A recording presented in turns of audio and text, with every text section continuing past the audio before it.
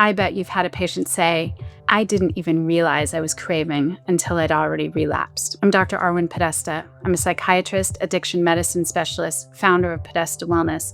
In this video, I'm going to show you 3 brain-based tools that help patients not only spot relapse triggers early, but actually stay regulated when it counts. These are practical neuroscience-based methods that work with the brain and body, not against them. If you stay with me to the end, I'll share a bonus 4th tool, the one most clinicians miss, but often the key that makes everything click. All right, let's start with tool number 1, interoception and body awareness. Many patients, even when they're treated with stabilizing medicines, even with therapy and all the tools, they may relapse, not because they're ignoring cravings, just because they've never even noticed them build in the first place. Their body's stress signals are muted. They're emotionally numb. They're dissociated. And by the time the behavior hits, as in the relapse, they're already checked out. I had a patient, like many of my patients, we're going to call him Marcus. He'd stay solid for weeks on end, and then suddenly he was just back at square one. And when we dug deeper, the pattern was clear. Tension would build. But he didn't notice or feel the tension. He didn't really have early detection signs on his radar. He just would get overwhelmed and then dissociate and relapse. So here's what was happening in his brain. In a brain of anyone going through this, the insula, a deep region inside the brain, it helps process internal body sensations. It helps process emotions, helps make decisions. When it goes quiet, which often happens under chronic stress or under trauma, people lose touch with what's happening inside their body. And this is why interoceptive training is so powerful. Things like breath work, mindfulness, and somatic tracking can re-engage the insula, can tame it, and rebuild body awareness. Neurofeedback, which gives us real-time brainwave feedback, helps patients spot when they're dysregulated, even before they feel it. In some cases, medications that support mood stability or reduce hyperarousal can enhance these effects, giving patients a better chance to access those early warning signs. This is body literacy at the neurological level. Here are some practical ways to use it. Start with body scans. Take 30 seconds. Can you feel where the tension is living in your body right now? No pressure to be precise, just tune in. Use neurofeedback for patients prone to dissociation. Track calming brainwave patterns and reward those states during emotional work. Build interoception into daily life. Suggest, notice your breath while waiting in line, or name one physical sensation before every session. One practice I teach patients is to spend 2 minutes tapping into awareness of each sense upon awakening every single day. Or if they're awakening in the middle of the night, before fretting, use the 5 senses.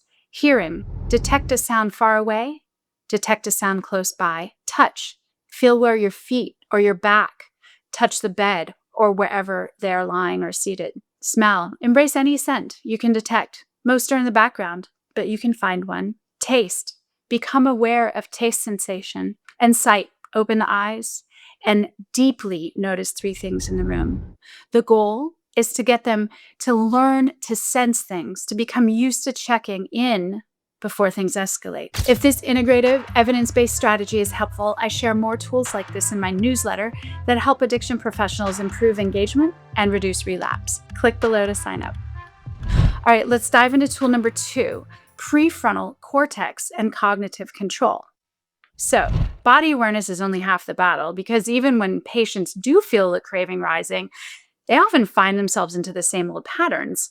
And why is that? Well, it's because the part of the brain responsible for hitting the brakes isn't actually online when they need it most. The prefrontal cortex, the part of the brain right behind the forehead, it helps with decision-making, self-control, and planning. It's an executive functioning location. But when it is overwhelmed by stress, it shuts down. I have a patient I'm going to call Julia, and she can easily explain all the triggers. She's journaled, she makes plans, she's rehearsed responses, she practices what she would use if she were faced with a trigger. But in her moments of deep shame or distress, all that preparation vanishes. Her prefrontal cortex, the thinking part of the brain, is taken over by the midbrain, the autopilot part of the brain. And then she'd binge. and then spiral into guilt. The brakes had failed. And when craving is driven by deeper brain areas like the midbrain, which controls reward and survival drives, medications like buprenorphine for opioids or naltrexone for alcohol can deeply reduce the intensity of the cravings. These medications, and others too, can balance and calm the midbrain, making it easier for the prefrontal cortex to stay in the driver's seat. So now we need to figure out how to strengthen the brake system. Mindfulness boosts present moment awareness. Cognitive reappraisal builds flexible thinking. Working memory tasks help build the brain and help the brain handle stress while staying focused. Here's how to apply it. Pair mindfulness with meaning.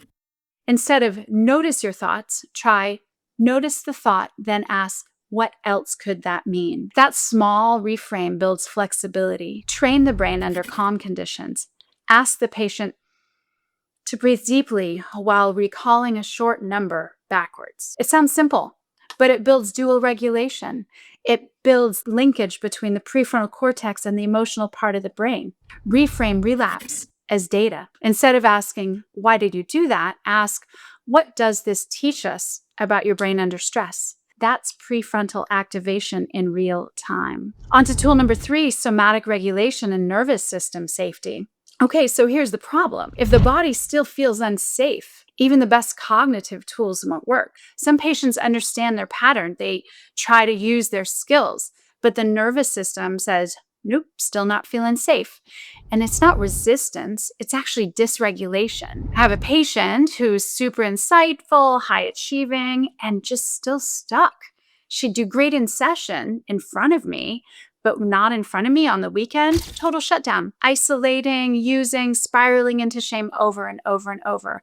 And it wasn't about logic, it was about state. The autonomic nervous system, which controls the body's stress response, the fight or flight, was stuck in overdrive, fight, flight, freeze. And when that happens, the prefrontal cortex gets hijacked. Medications that calm the nervous system, such as certain anti-anxiety or mood stabilizing medicines, can definitely lay the foundation for somatic tools to work or work better. That's why bottom-up work is key. But what are somatic tools that help? We'll start with breath.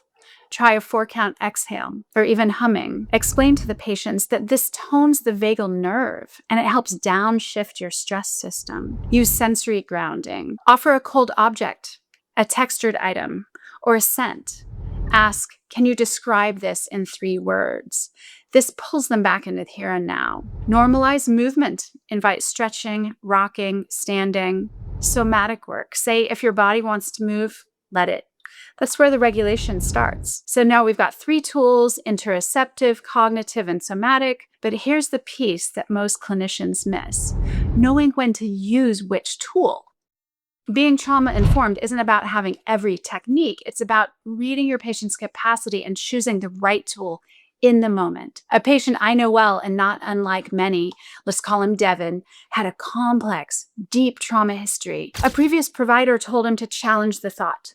But every time he challenged it, he would dissociate harder. So we had to flip the script. So for him, we started with the body, with breath and grounding, before even starting with cognitive work. Some patients need top-down, thinking-based tools. Others need bottom-up, body-based tools, safety-first tools. But how do you know which approach is best? We can use a quick cue sheet by asking the patient what they're going through. Looping the thoughts? Try cognitive tools. Physical or somatic panic and anxiety? Go to somatic tools. Numb and checked out? Try interoception. You can also ask, when you first meet them, what helps you feel grounded? That tells us where to start. Additionally, you want to test and observe. Try breathing techniques. Try a breath cue. Try a thought reframe. And watch what lands in their body. Not just what sounds good in theory. It's different for every patient, individualized, precise. Now you've got 4 tools and a way to match them to your patient's real-time needs. But we haven't talked about one of the most important things yet. What is actually happening in the brain during relapse? Because without that, all these tools are harder to time, harder to personalize, and harder to land. Relapse is a neurological loop, like a scratched record. It plays the same pattern over and over until you interrupt it at the source. Watch that here, because prevention works best when you understand the storm before it starts.